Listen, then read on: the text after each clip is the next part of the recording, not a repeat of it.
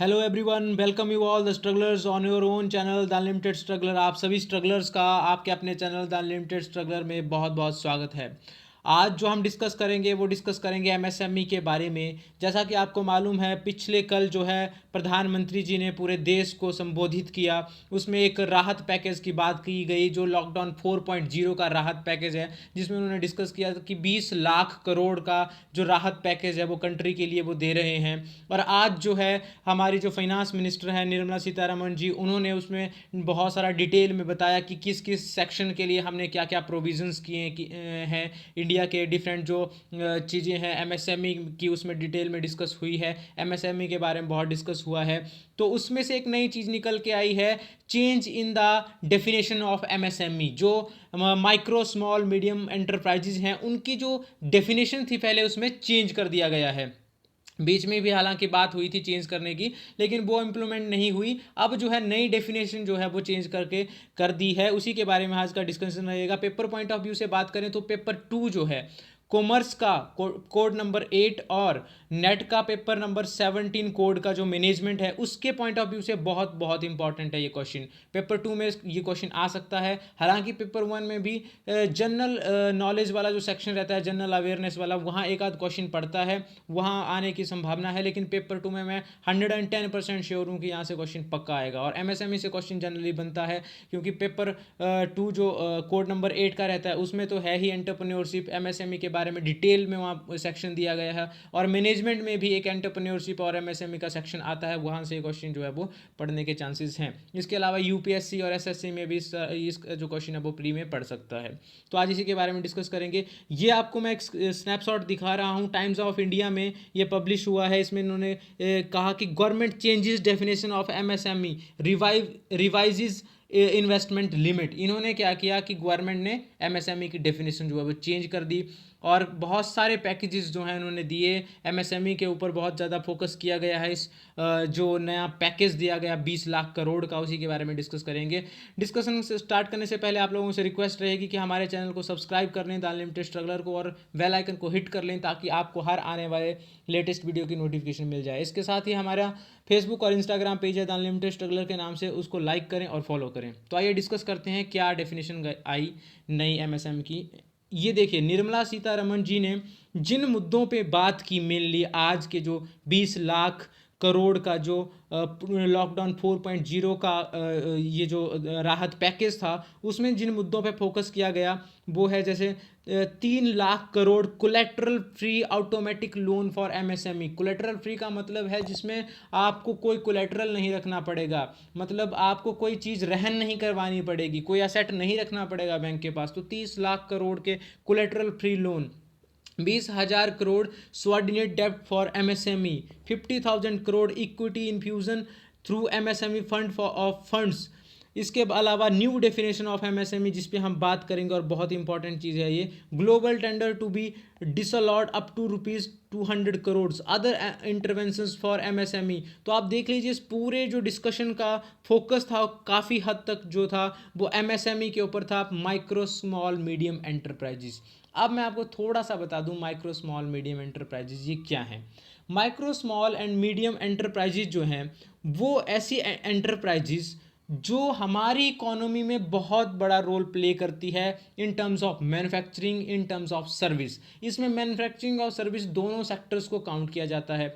ठीक है, जो इकोनॉमी रन करने के लिए जो काफ़ी बड़ा हिस्सा है, प्राइमरी, सेकेंडरी और टर्सरी सेक्टर्स में डिवाइड करते हैं। प्राइमरी में एग्रीकल्चर एक्टिविटीज़ आती हैं, ठीक है। टर्सरी में जो है दूसरी एक्टिविटीज़ आती हैं, और इसमें क्या कहते हैं आप अपना सेकेंडरी जो सेक्टर आता है उसमें प्राइमरी के अलावा जैसे मैन्युफैक्चरिंग आता है, ठीक है।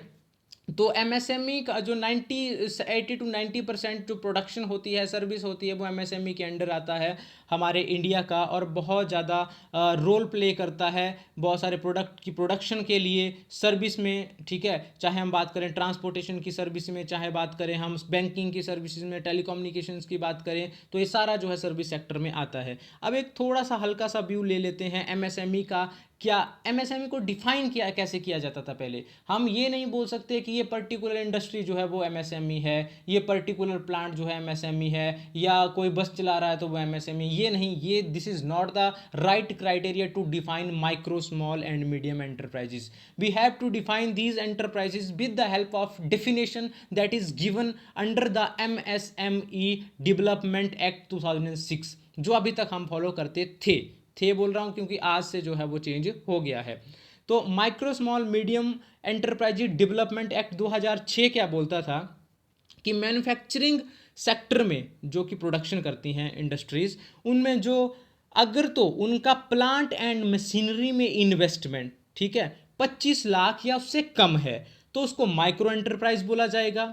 और ऐसी इंडस्ट्रीज, ऐसी फर्म्स, ऐसी कंपनीज मैन्युफैक्चरिंग सेक्टर की जिनका प्लांट और मशीनरी पे इन्वेस्टमेंट जो है वो 25 लाख एक रुपए से ज़्यादा और 5 करोड़ से कम है, उनको स्मॉल एंटरप्राइजेस बोलेंगे. और ऐसी इंडस्ट्रीज जिनका प्लांट एंड मशीनरी में इन्वेस्टमेंट जो है वो 5 करोड़ एक रुपए से ऊपर और 10 करोड़ से नीचे है या 10 करोड़ तक है, उसको हम मीडियम एंटरप्राइज जो है वो बोलेंगे. इसी तरह सर्विस सेक्टर के लिए बोला है. सर्विस सेक्टर में आता है हमारा ये ऊपर मैन्युफैक्चरिंग में प्रोडक्शन आता है, और सर्विस में आता है हमारा ट्रांसपोर्टेशन आ गया, कम्युनिकेशन आ गया, बैंकिंग इंडस्ट्रीज आ गया. तो इसमें बोलता है जो इन्वेस्टमेंट इन इक्विपमेंट्स, जो भी सेटअप किया है, इंफ्रास्ट्रक्चर तैयार किया है, उसके लिए इसमें प्लांट नहीं होता है, मशीनरी नहीं होती ऑब्वियसली. सर्विस सेक्टर में जो है इक्विपमेंट्स यूज़ होते हैं, चाहे आपके लैपटॉप्स हों, चाहे आपके जो ट्रांसपोर्टेशन के लिए बसेस यूज़ करते हैं, चाहे हम बात करें कंप्यूटर्स की, चाहे हम बात करें ऑफिस के इंफ्रास्ट्रक्चर की, वो सारी चीज़ें हैं. वो सारा मिलाकर के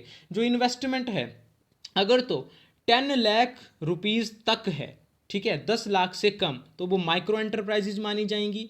10 लाख एक रुपए से ऊपर और 2 करोड़ तक है तो वो स्मॉल एंटरप्राइजेज आएंगी सर्विस सेक्टर की. और अगर इन्वेस्टमेंट ऑन इक्विपमेंट जो है वो 2 करोड़ से ऊपर और 5 करोड़ से नीचे है तो उसको हम मीडियम एंटरप्राइजेज जो है वो बोलेंगे.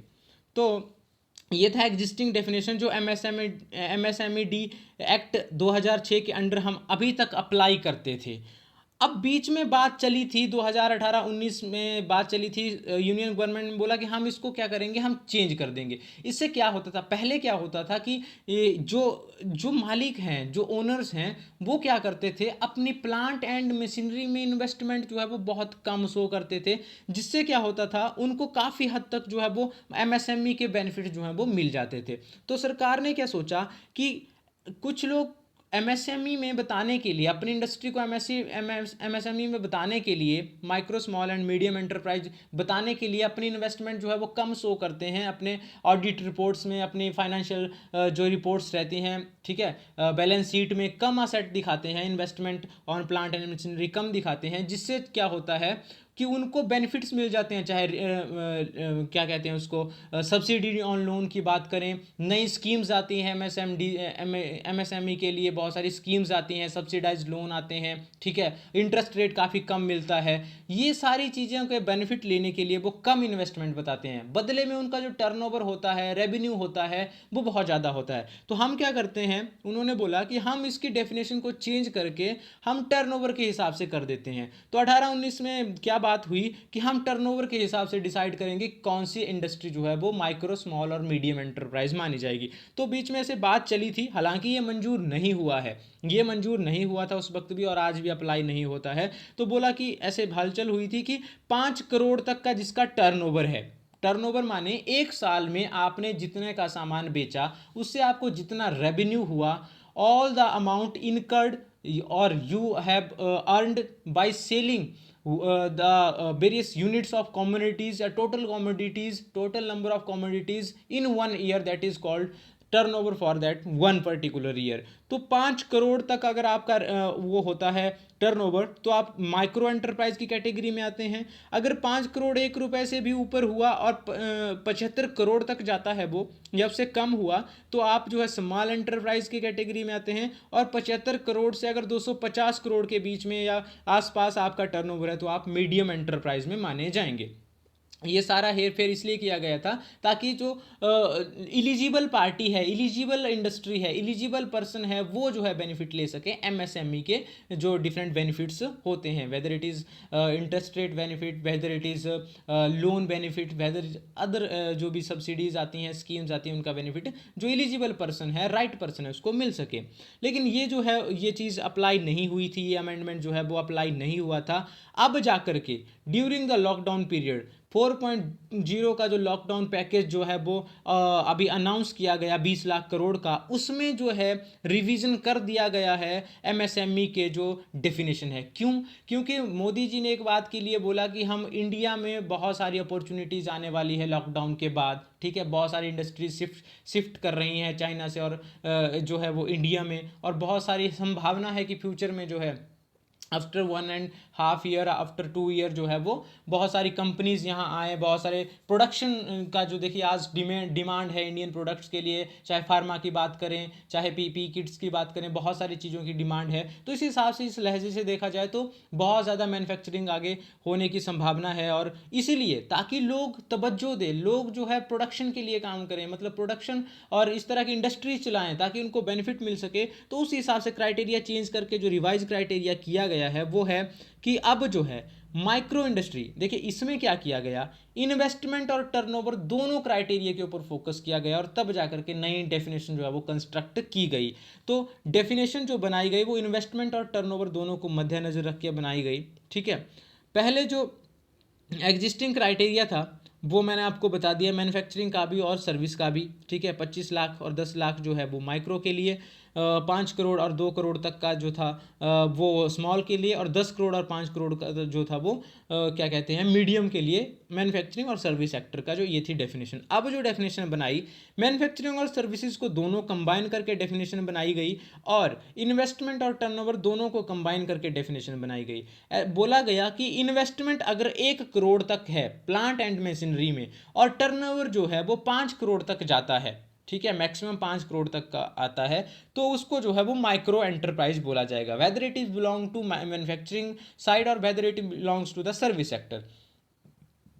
दूसरी जो बात की गई स्मॉल इंडस्ट्रीज के लिए, स्मॉल एंटरप्राइजेज के लिए क्या क्राइटेरिया रखा कि अगर तो इन्वेस्टमेंट जो है वो 10 करोड़ तक होती है, आपने इन्वेस्टमेंट कर रखी है 1 करोड़ 1 रुपए से ऊपर और 10 करोड़ तक मैक्सिमम लिमिट, तो आप जो है आप आएंगे फिर स्मॉल एंटरप्राइज के क्राइटेरिया में, और आपका टर्नओवर जाता है 50 करोड़ तक, तो आप जो हैं वो किस कैटेगरी में आएंगे, स्मॉल एंटरप्राइज की कैटेगरी में। और तीसरी बात जो मीडियम एंटरप्राइज की कैटेगरी में कौन आएंगे, जिनकी इन्वेस्टमेंट जो है 10 करोड़ 1 रुपए से ऊपर और 20 करोड़ तक है इन प्लांट एंड मशीनरी के ऊपर, और जिनका टर्नओवर जो है 100 करोड़ तक जाता है, वो जो आएंगी वो मीडियम एंटरप्राइजेज में आएंगी। अब इसमें क्या होता है, अगर मान लीजिए आपका टर्नओवर 4 करोड़ है लेकिन इन्वेस्टमेंट जो है वो 1.5 करोड़ हो जाती है, तो आप ऑटोमेटिकली जो है वो चले जाएंगे स्मॉल एंटरप्राइज की कैटेगरी में। और मान लीजिए आपका जो क्या कहते हैं ये प्लांट एंड मशीनरी में इन्वेस्टमेंट जो है वो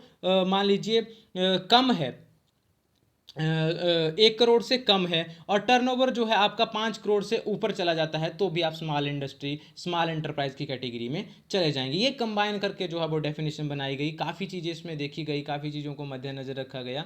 तो देखते हैं क्या होता है फ्यूचर में, क्या इसके प्रोज एंड कॉन्स रहेंगे, किस तरह से ये डेफिनेशन काम करेंगी। फिलहाल के लिए examination of point of view से बात करें तो it is very very much important, और ये जो डेफिनेशन है आप इसको क्रैम कर लीजिएगा, आप इसको याद रखिएगा कि किस तरह से जो है टर्नओवर और इन्वेस्टमेंट दोनों फैक्टर्स को इंक्लूड किया गया, और मैन्युफैक्चरिंग और सर्विसेज दोनों को कंबाइन किया गया, इसमें कोई भी चेंज नहीं है। मैन्युफैक्चरिंग और सर्विसेज दोनों के लिए प्लांट एंड मशीनरी में इन्वेस्टमेंट का क्राइटेरिया 1 करोड़ माइक्रो इंडस्ट्रीज के लिए, 10 करोड़ तक स्मॉल इंडस्ट्रीज के लिए, और 20 करोड़ तक जो है वो मीडियम इंडस्ट्रीज के लिए। और अगर बात करें टर्नओवर की तो मैन्युफैक्चरिंग और सर्विसेज दोनों के लिए 5 करोड़ तक मैक्सिमम टर्नओवर माइक्रो के लिए, 50 करोड़ तक मैक्सिमम टर्नओवर जो है स्मॉल इंडस्ट्रीज के लिए, और 100 करोड़ तक मैक्सिमम टर्नओवर जो है वो मीडियम इंडस्ट्रीज के लिए। तो आई होप आपको वीडियो पसंद आया होगा। अभी तक के लिए इतना ही, फर्दर कोई अपडेट होगा आपको मैं बता दूंगा।